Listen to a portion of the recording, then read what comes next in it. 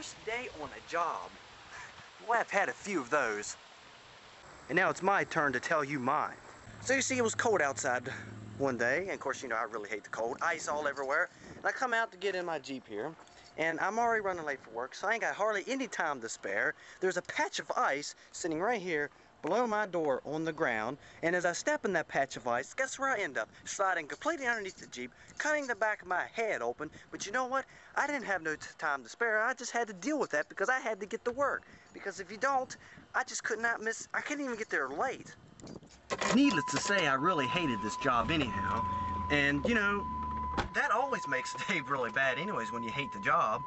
So as I'm driving to work, the speed limit is 55 miles an hour. Well, guess what the person in front of me was doing? 35. And every time I got to a great passing zone, guess what? The cars come. You know how that goes. That's like everywhere.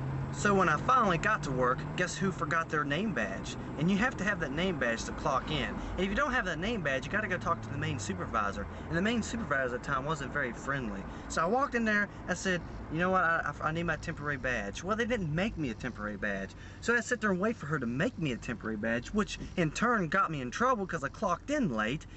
Oh! So by the time I actually got a working name badge and got out there on the floor, I go out to where I'm supposed to work. It was like a wood processing plant for cabinets and stuff.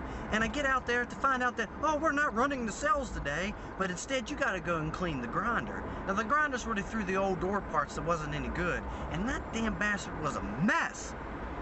So here it was like 115 degrees in that place with 90-some% humidity. Back there, absolute no breeze whatsoever. I had to go and clean the grinder, okay?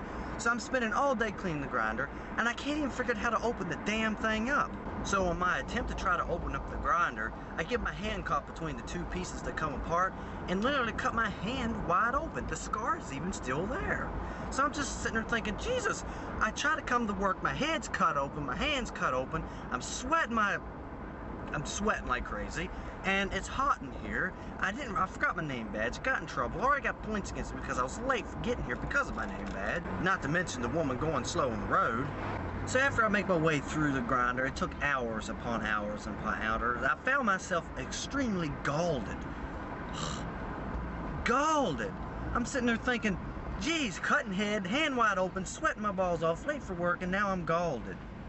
Hope no one heard that part, sweating my balls off, because there's people standing out there. So finally I make my way completely through that thing after 6 hours and finally get it clean. Then I need to find out that whenever the manager comes back there, he asks, well, did you lock that machine out? I'm like, no, I didn't lock that machine out. I don't even know where you locked that machine out with. Guess who got in trouble? Moi. Yes, I got in severe trouble and I got rode up again. I'm sitting there thinking, this is the worst day of my life. All I want to do is come to work, make a little extra money, and go home. Ah! So now here I am with a head cut wide open, hand cut wide open. I'm scalded. I've been in trouble twice. I'm late for work. I'm sitting there thinking, jeez.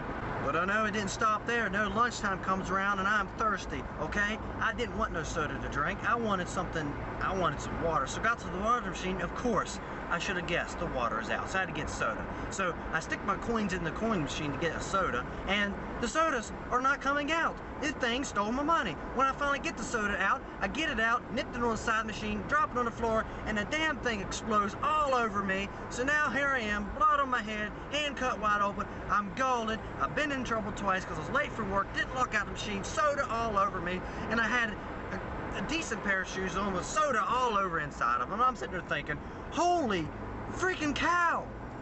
Could this day get any worse? Oh dear, that's the wrong thing.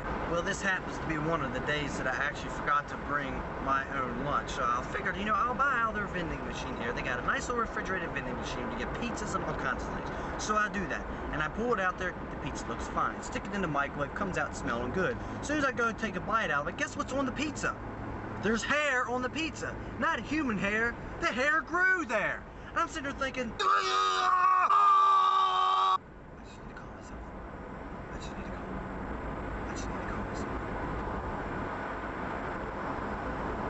Well, the night finally finally comes to an end, and I'm thankful. So I pack up my stuff, and I clock out and have to return the card, the temporary card. So I clock out and have to return the temporary card. I get all the way out here to my Jeep, and I don't even have the freaking keys to my Jeep.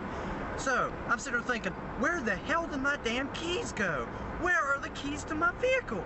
I cannot get home without my keys. I have a spare key to get in the vehicle, but the spare key will not start the vehicle because of the stupid computer chip.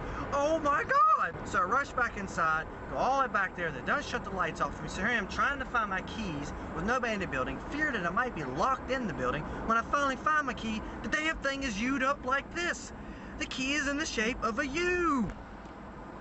What had apparently happened was, when I slipped around the side of that stupid grinder to try to clean it up, I got my key caught on a rack, and it pulled it off my side. When the key got caught on the rack, it U'd the key up and made a chew out of it. I'm sitting there thinking, I'm just about that time, I'm about ready to spaz, I'm just about ready to find a building and jump off of it.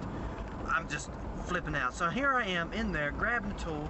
I'm beating the crap out of my key, trying to get it to work. I finally get the key straightened up, take it out to my Jeep. Guess what? It won't go in the thing because there's a little notch out of the key now. I'm sort of thinking, what am I going to do? I had to go in there and literally call for somebody, find the file the notch off. Needless to say, about 20 minutes later, I finally get it to start my vehicle. And even to this day, I got to put the key in one way.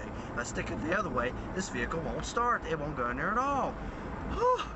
So on my way home, I actually stopped at a little express mart that's between my job, the job I did have then, and my home to buy me some wine coolers. I don't like beer, but I do like wine coolers. So I figured a little bit of alcohol will calm me down. I don't drink much anyways, and I can tolerate the taste of those.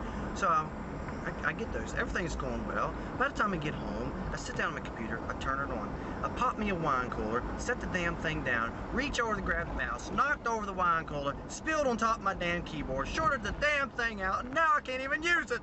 So I grabbed the bottle and the keyboard, I chucked them out the window, and I said, you know what? I'm going to hell to bed. And I went to bed. And that was my worst day on the job, and obviously off the job. That entire day was crappy.